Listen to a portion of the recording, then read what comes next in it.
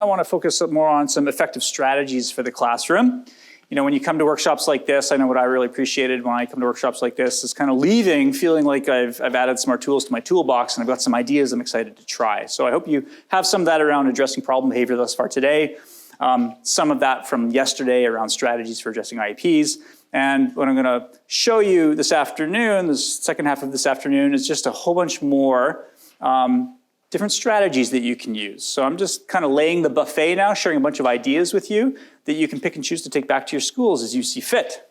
So as we started talking about misnomers of ABA yesterday, ABA is not synonymous with discrete trial sitting at a table. I hope that's become fairly clear by now. The following are procedures and applications of behavioral science and behavior theory that may benefit individual students, groups, classes, and their peers. So, and I've got a bunch of video coming up, by the way. Maximize structure and predictability. So I'm going to break these down. So maximize structure. This is an antecedent strategy. Kids with autism tend to do really well in highly structured environments as opposed to loose, unstructured environments. I'm sure a lot of you are pretty much aware of that. So one of the recommendations is to have more structure than less structure, which includes at home time, right? If they're engaged in structure, they're engaged in learn units. The alternative to that is they're not engaged in learn units. One of my early mentors said, that's when a student is practicing their autism. Why are we giving them an opportunity to practice the behaviors that we're trying to change? The more structure you provide, the more you mitigate that. Explicitly defined routines. Someone's going to read this and we're going to unpack these. The physical arrangement of the classroom needs some consideration. Minimize crowding, distraction, use assigned seating, and define traffic flow, student and teacher areas. So first of all, dealing with high class structure. There's research showing that having a highly structured class is associated with a variety of benefits for all students. There's greater on-task involvement for all students in a structured class than an unstructured class. And this is a challenge right now with the new curriculum, and there's a lot of kind of like discovery-based student-led learning. And when it's pitched, it might sound very attractive in terms of the research behind it. It flies in the face of structures associated with learning. The more structure you have, the more learn units you can have.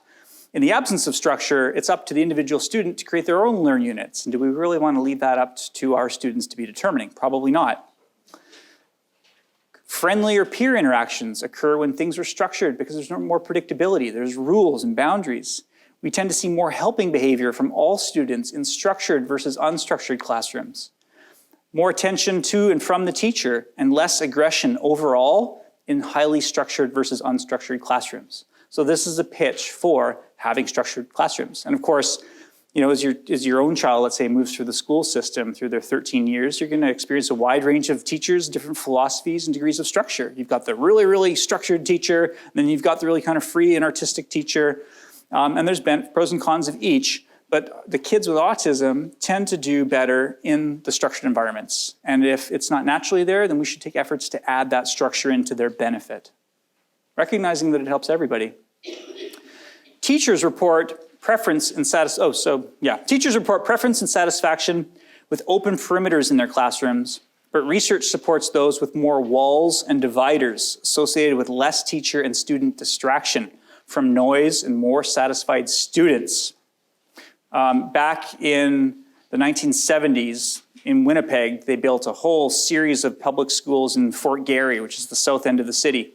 And if you go and visit those schools now, you can see that they were all built at the same time, and they all followed a particular philosophy of that time, which was open schools. So you walk into this K-7 school, and there are no walls between any of the classrooms. The highest thing is less than this tall. It's like waist high. Dividers between all the classrooms. They thought it was a good idea when the educational philosophy pendulum was swinging back in the 70s and they were building these things, right? Let's open it up, allow for more learning. It turns out that everybody hates it, and it doesn't work very well for most teachers, students, in particular kids with autism, because you can see and hear everything. If you're sensitive to noise, you can hear all noises. You can see all distractions. And so what people wind up doing is now it looks like a tent village because people are throwing up all these artificial dividers to try and get some privacy and close those places off.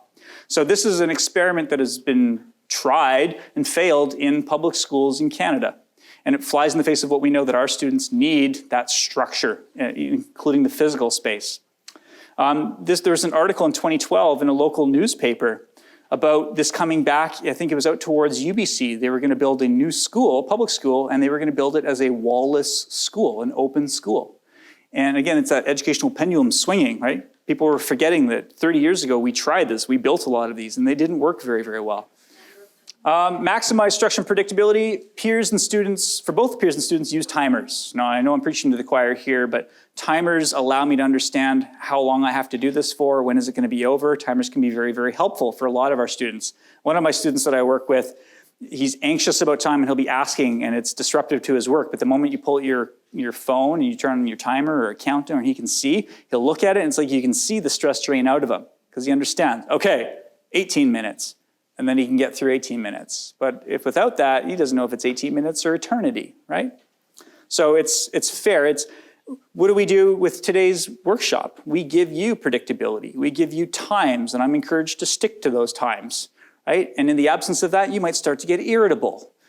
Same thing for our students. Shape of the day on the board for peers. You go into most elementary schools, and that's the practice, right? The shape of the day is there. And then it gets faded over time. I think it morphs into the agenda, right? We all have our day timers. We continue to have the shape of the day. This idea of shape of the day is a lifelong visual support that we benefit from. And so we shouldn't be ignoring that for our students. They should be attending to the shape of the day. They might have their personal visual schedule. That's their shape of the day. And we might think a bit more about matching it up with what's on the blackboard or the whiteboard for the rest of the students as well. So that it's not just I have my special schedule and then my regular peers have their schedule. Can we amalgamate these in some way? Visual supports can be pictures, they can be words, they can be text, they can be on a device. Right? I've got one student where if he doesn't want to do something but you write it down, he'll acquiesce to the written instruction. And his mom has this phrase that she loves. She says, text is golden. And she means that with her kid. If she says, we're going to the store, no store, no store. And she'll write, going to store, then come home. He'll go, going to store, then come home. And you can just see the stress leave his body, and then he's okay to go. But if you just deliver the exact same content orally, he's not having it. Right? And one of the ways I kind of interpret that is, well, if he doesn't want to do it, if you speak to him, he can scream back at you. And every now and then in the past, you've changed your mind, showing that screaming at you works. But if you write it on a piece of paper, no matter how much he screams at that piece of paper, the words don't change. And so there's no utility but getting angry about text because it's in ink and it won't change. And so it's okay. I'm just going to deal with it. Right? So think about the power of text. One of the reasons why literacy is important, so that we can use it to provide sources of predictability. Front-load behavior expectations with contingency maps and written rules. So I told you I'd show you a few cute ones. Here they are. This is with one of my clients who was in grade 7, pretty high functioning, engaged in a lot of problem behaviors in her grade 7 class. And so here she is in grade 7. And by the way, all of the contingency maps I'm about to show you, she drew for herself. Because we'd started using these and she liked the idea. So here she is, expected grade 7 behaviors. Other kids feel good and comfortable when I have expected grade 7 behaviors. Teachers feel good and comfortable. Mom is proud. I feel proud and happy. Special privileges happen. However, if I have unexpected or silly behaviors, other kids have weird thoughts. They're uncomfortable. And so you can tell she does Michelle Garcia Winter social thinking because we use the weird thoughts lingo and she gets that. Teachers feel uncomfortable or annoyed. Mom feels mad, I feel sad, my privileges go away. So she made this for herself. And when she's getting stressed out about something or at school, she'll actually pull these out and look at them. We actually didn't teach her this. She does this on her own, which I thought was pretty cool. So I asked her permission to take these pictures. Now, towards the end of grade 7, it's graduation, and then you're going to high school. There's a lot of special events that are happening. So can you see this in pink here? She says, I want to go to the pool party. This is the grade 7 graduation pool party. I have to have expected behaviors and build trust. Now, the build trust lingo comes from her elementary school principal, who's a really cool guy. He is a son with a developmental disability. He's really invested. He meets with the student on a regular basis, just has her come into his office and hang out and chat. And he talks with her and says, you need to build trust with me. Because if I have trust with you and you have trust with me, then you can go to all the graduation things. And so this is her little special agreement with the principal. I need to have Mr. Campbell's trust. So I have expected behaviors and I build trust. Trust is earned and I can go to the pool party. Or I want to go to the pool party, unexpected behaviors, unacceptable behaviors. I threaten others because she does that. She thinks it's funny. I scare people because it's funny to scare kindergarten kids, or I'm silly, I'm sent home, school suspension, lose electronics, consequences, no pool party. She's figured this out. She is sent home, electronics are taken away by mom, she doesn't get to go to the pool party. So she wrote this contingency map and she followed it for weeks leading up to the pool party. And guess what? She got to go to the pool party, right? In part because she was using this as a reminder on a daily basis when it was just so tempting to terrorize the kindergarten kids, right? Just so tempting to bully her peers, but she'd look at this and keep an even keel. Graduation. I want to go to the grad ceremony for grade 7. Expected behaviors and build trust. Trust is earned and I can go to the grad ceremony. She bought a dress and everything. Unexpected behaviors, unacceptable behaviors, scare people, threaten people, being silly, sent home, school suspension, lose electronics, consequences, no grad ceremony. And happily, she got to go to her grad ceremony. It was tenuous there for a little while because she was really bothering her same-age peers. And that's one of the reasons the principal was meeting with her very proactively. Like, we need to build trust, right? Because this is a big deal when you come to the grad ceremony. There's no tolerance for the silly behaviors. So that's a cool contingency map. I think it's cool because the student made it herself. Here's another example for a preschooler. When mom says no, I can stay calm and I get a different choice. Typo there. That's a good choice. Or when mom says no, I can scream and cry and I don't get anything. Right? Screaming and crying is available to me, but it won't yield me anything. It's essentially a description of an extinction contingency. Mom won't give in. Mom's going to apply extinction in a technical sense. Right? That's not a good choice. So you could adapt this to kindergarten by saying, when the teacher says no, I've got to stay calm. I can get a different choice. Right? But if the teacher says no and I scream and cry, then I'm not going to get anything good from that teacher. Super simple to make these.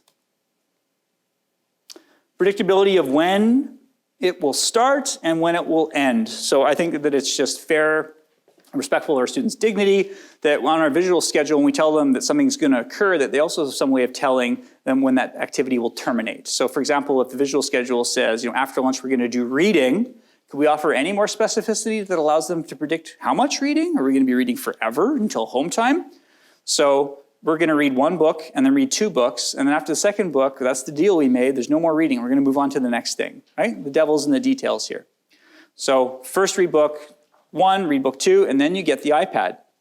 One of the teams that I work with, 2 really great SEAs who share 50-50 responsibility for this grade 5 or 6 boy, they needed to make some strategies of their own for giving him some predictability. And so they went old school here, low tech. One of the SEAs made this with a little desktop calendar, just a little flip chart, 5, 4, 3, 2, 1 minutes.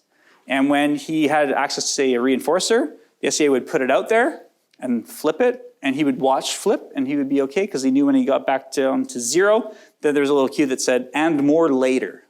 So I'm done now, but there's more later on the last flip. You might say, well, why didn't you use the time timer? They did use the time timer for a period of time. The time timer has the faintest, almost inaudible ding when it's done. You know those time timers? Over time, this became very aversive to him. Hearing that ding was a trigger for problem behavior. So they needed a way to give him that same information without that cue that was unfortunately built into the time timer. So they came up with this and it's working for them. It's portable, right? It's low tech. It's a really simple, elegant solution that works beautifully for this kiddo. Right? So creativity. Post-teach review feedback. So this is so I'm going through, what I'm going to give you now is just a series of strategies that you can put into your toolbox or not. Post-teach review feedback is a Tier 1 positive behavior support strategy that can be used. Tier 1 means it's for everybody. You establish expectations using small, clear expectations and rules. You post those expectations and rules in your classroom. You explicitly and systematically teach the behaviors to the students. You frequently review them with the students. I think one of the problems, because some of you are seeing this and go, yeah, we kind of do that in our school or in a classroom. And I expect that happens widely, but what often happens is when we post them up, say in the beginning of the year, we really don't go back and review them on a regular basis and tie our behavior to those things. They just become words on the wall that we don't attend to anymore. I like going into schools and they've got like the mission statement of the school in the lobby. It's there, it's been there forever. Most people couldn't tell you what it was, even though they walk past it every day, because it's just become wallpaper, right? Frequently review with the students, actively monitor and supervise by moving around and looking for errors and correct them or offer praise. So an example of this is a study that was done in Oregon called Teaching Recess, which is a really cool thing that I think could be done in every single school. And what they did is they looked at the data for problems at recess, and the data that they had was when there's a big problem, kids are sent to the office, and they record that. So they've got these ODRs, office discipline referral, for the number of times there's a big meltdown on the playground, someone has to go to the office. And so in the baseline year, they might have had 20 or 30 ODRs, kids sent to the office, because they're breaking rules at recess. And so they came up with this idea of, we've been taking it for granted that the kids know what they're supposed to do at recess, but clearly they're not. Remember what I said yesterday? Knowing is pointless, it's doing. So what they did is they taught recess. They divided all the students up into groups, and then they came up with a script for how to play with each of the playground structures. This is how you use a slide. This is how you use a swing. This is what is not acceptable with a swing or a slide. This is the perimeter of the playground. They literally walk them through and task analyze the whole playground to be extremely clear on what are our school expectations for how you have recess. So you can't run into the forest or run up the slide, etc. All of the staff received training beforehand, so every single staff member was on the same page, so you didn't have any inconsistency. Hey, you can't run up the slide. Well, Mrs. Jones lets me run up the slide. No, that was preemptively taken care of. Nobody runs up the slide. Everybody knows this. And they trained recess. They took each group out and they ran them around, and they also did an indoor recess version of that as well. And then the teachers had the checklist for the rest of the year, and they would go and make sure that the rules were being followed, and the praise was specific to the rules that had been taught at the beginning of the year, and the feedback accordingly. Once a month or so, the teachers would get together, 5 minutes at a staff meeting, talk about how the teaching recess was going, and then the dependent variable in the study was the number of office disciplinary referrals in the subsequent years, and they just dropped precipitously. There were just a couple, right? It wasn't zero, because there's still going to be those tier 1 kids, let's say, or exceptions on the playground, and it's not going to be perfect. But everyone's life was a whole lot better at recess because they defined it and explicitly taught it. And I think that could happen at every single elementary school where you've got recess. Why not, right? Because we just have this assumption of what kids are supposed to do at recess, but I can tell you from experience, there's huge inconsistency about how staff reinforce rules or interpret rules, and what one teacher is okay with and another is not, and it's confusing to the kids. Inconsistency, the lack of predictability and structure in that case leads to problem behavior. So this is just kind of quantifying a package that otherwise people are probably doing some elements of this, but we need to think about it a bit more formally.